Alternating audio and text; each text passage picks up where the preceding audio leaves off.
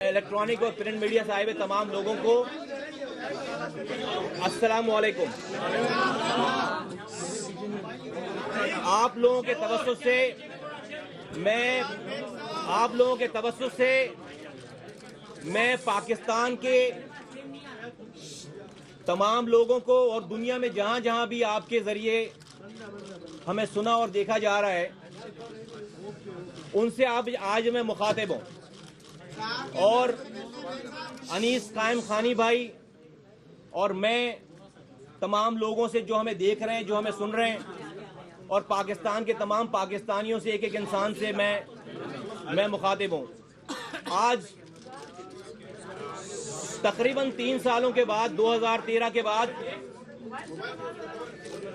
हमारी ये जब से हमने एमक्यूएम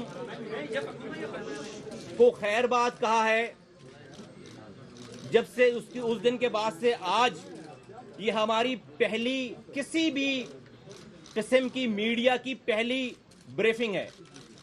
ना इससे पहले हमने कोई सोशल मीडिया यूज किया, ना ट्विटर फेसबुक का अकाउंट यूज किया, ना कहीं कोई बयान दिया, ना कहीं कोई भी हमने बात की है। आज ये पहली दफा हम पाकिस्तानियों से और तमाम वो जो लोग हमें आज देख रहे हैं, सुन रहे हैं, उनसे मुखातिब हैं। मैं अपनी कोशिश करूंगा मुख्तसर बात करूं। हमारी आज गुफ्तगू जो है वो 3 हिस्सों पे